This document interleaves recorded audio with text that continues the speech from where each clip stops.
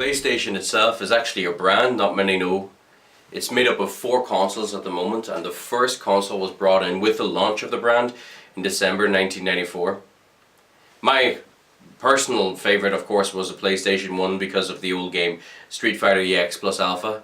The character Garuda with his very inappropriate spikes coming out of all sort of orifices. We played it quite a bit, and I think the PlayStation was the first big console to really bring in disc-based gaming. As some of you would remember, personally I had Amstrads and Mega Drives and things like that, and the PlayStation was this revolutionary idea of having a game on a disc. From that then we also got introduced our first DualShock controllers soon after the PlayStation 1 was released, and that introduced a whole new element of tactile gaming where we weren't just visually or auditory then stimulated, we had the rumble packs, and we see this now developing into the IVR suites, the virtual reality goggles, Oculus being one of them, and that's really a close connection to PlayStation leading the way, I believe, in today's market. The PlayStation actually set the record of still deploying or shipping 100 million units 9 years after its initial launch. And we see that this really did affect the industry, revolutioning the idea of disc-based gaming.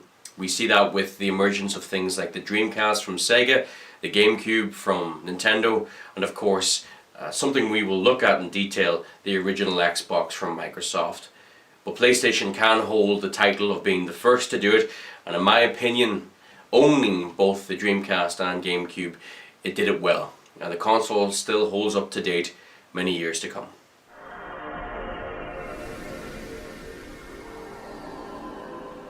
Six years later, we were all introduced into a big breakthrough in gaming, and that was the PlayStation 2. Personally, I had one of the first consoles to be released at home here in Ireland, and the difference was amazing. Previously, I had moved from the PlayStation 1 to the Dreamcast, and the PlayStation 2 brought a new generation of gaming.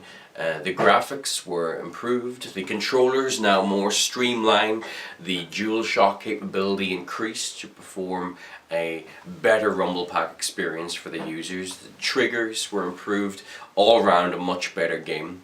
And for some, really the first introduction to the open world sort of game, and what we mean by that is a game where you can explore as and when you choose. You're not following a train track of rails, and that was Grand Theft Auto.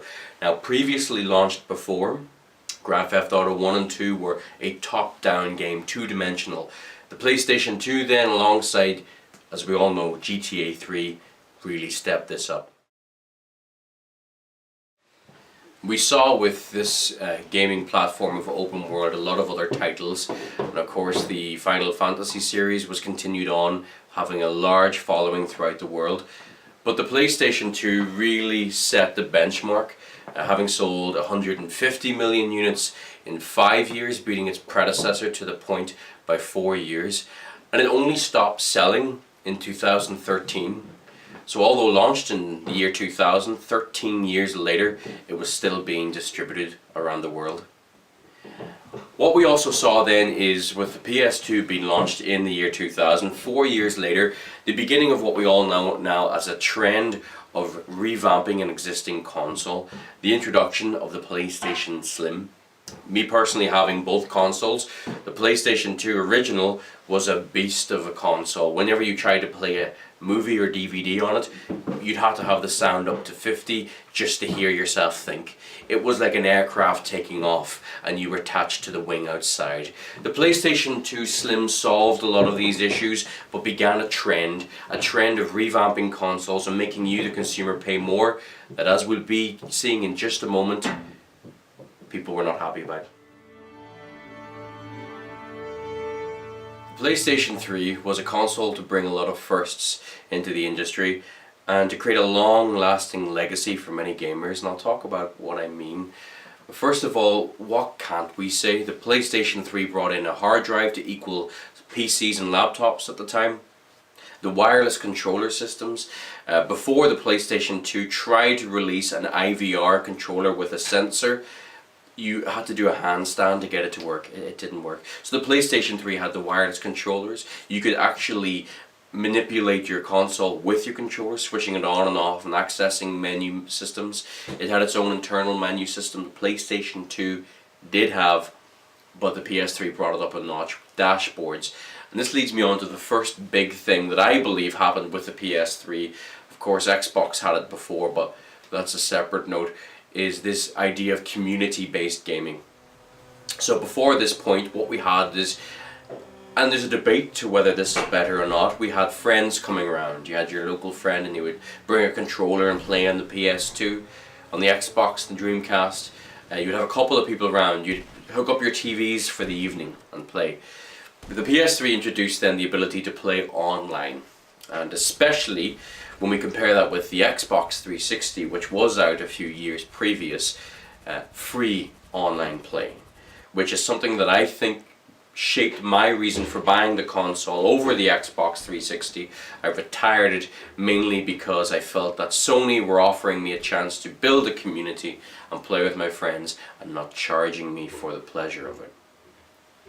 The PlayStation 3 then also introduced a Blu-ray player into its devices, into its consoles, and it was something of a controversy because Blu-ray and HD DVDs were at battle with each other and who would win, and some say then that the PlayStation 3 had a lot to say in that, because if you had a Blu-ray you could play it on your PlayStation 3, of course.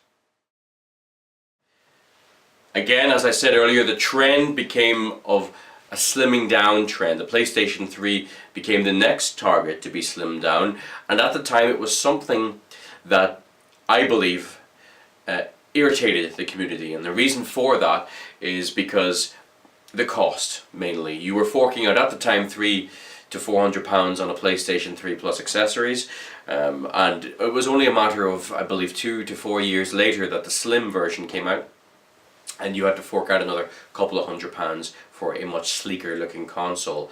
And it really says that the original PlayStation 3 only sold 80 million units when we compare that with the PS2 and the PS1, and that really shows the economic state that we were in and the fact that gamers were trying to find a more affordable way to game. Finally, we finish now with the PlayStation 4, and it really is a console that opens our eyes to where gaming is going. The technology that we see, even when using standard TVs, if you have a HD TV, you're going to be impressed by the level of technology and level of clarity in your gaming.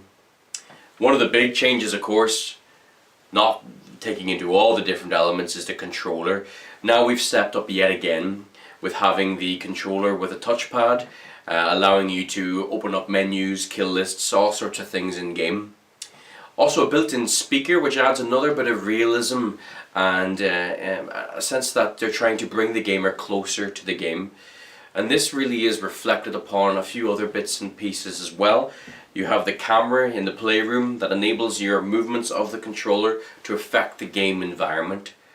The touchpad is another indication of the gaming industry trying to move closer to the tablet and PC industry.